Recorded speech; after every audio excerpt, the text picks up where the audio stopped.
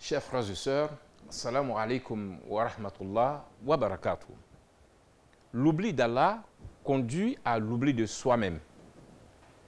Le souvenir permanent d'Allah, c'est-à-dire le fait d'avoir Allah constamment dans son esprit, est l'objectif ultime des actes d'adoration que sont la prière, le jeûne, le dhikr, notamment la lecture du Coran et les actes de bienfaisance. Ces différents exercices cultuels et sociaux conduisent à acquérir le souvenir constant du Créateur Allah en vue d'être toujours dans l'obéissance des lois divines en agissant. C'est pourquoi les exégètes sont tous d'accord pour dire qu'au moment où un individu commet un acte délictuel, celui-ci n'a plus le souvenir d'Allah. Il est dans une sorte d'égarement momentané. Quand il revient à lui pour regretter l'acte illicite commis, il est en ce moment habité de nouveau par le souvenir d'Allah. C'est donc dit que l'oubli d'Allah conduit inévitablement à l'oubli de soi-même. Comme Allah l'affirme au verset 19 et 20 de la sourate 59, je cite, « Et ne soyez pas comme ceux qui ont oublié Allah. Allah leur a alors fait oublier leur propre personne. Ceux-là sont les pervers. Ne seront égaux les gens du feu et les gens du paradis. Les gens du paradis sont eux les gagnants. » Fin de citation. Ce constat au plan individuel peut être étendu à l'échelle d'une communauté, d'un pays, voire du monde. En effet, tant que les sociétés humaines sont régies par des lois conformes aux lois divines, celles-ci jouissent d'une stabilité évidente qui servent de ferment à leur plein épanouissement. De nos jours, avec le mode ultralibéral qui ne cesse de s'étendre à tous les domaines de la vie, on fait le constat d'un vacillement du monde vers un avenir inquiétant.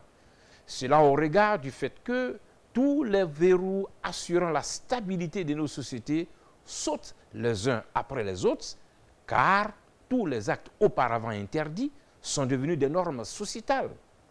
Ainsi, tuer devient banal et normal, voler ne met plus au banc de la société, l'adultère devient un mode de vie qui se normalise et qui fragmente les familles, la pudeur qui rendait notamment à la femme sa dignité et sa respectabilité sociale a laissé place à la banalisation du corps de celle-ci, faisant du coup d'elle un objet de marchandage à acquérir pour en jouir et non plus la mère de l'humanité à vénérer selon l'islam et les traditions ancestrales. Il est donc essentiel et salutaire pour l'être humain de ne pas oublier Allah, son Créateur. Que faut-il faire pour ne pas donc oublier Allah? Le lien essentiel auquel toute musulmane et tout musulman doit s'accrocher pour être en lien permanent avec Allah et se nourrir de son souvenir est avant tout la prière. En effet, prier, c'est accepter de tout abandonner pour aller à la rencontre de son Seigneur Allah, entrer en dialogue avec lui et obtenir sa protection. La répétition consciente et quotidienne de ce geste de soumission, d'allégeance et de reconnaissance à l'égard du Maître suprême de l'univers installe ainsi au fur et à mesure en soi une place prépondérante à la conscience de la primauté de l'obéissance à Allah dans tous les actes de la vie. Bien évidemment, la prière doit être renforcée par la constance et les multiplications des actes surrogatoires, du zikr, notamment la lecture du noble Coran, ainsi que l'habitude des actes de bienfaisance. Ainsi, au bout d'un seuil de pratique, cette présence d'Allah en soi n'est plus superficielle. Elle devient prégnante et inhibe pleinement et définitivement l'esprit et l'ensemble du corps. Cela, comme le souligne le hadith Qudusi, rapporté par Bukhari, et je cite, « Mon serviteur ne peut se rapprocher de moi par une œuvre qui me sera plus aimée que ce que je lui ai imposé. Mon serviteur ne cesse de se rapprocher de moi par les actes surrogatoires jusqu'à ce que je l'aime. Une fois que je l'ai aimé, je deviens son ouïe avec laquelle il entend, sa vue avec laquelle il voit, ses mains avec lesquelles il agit et son pied avec lequel il marche.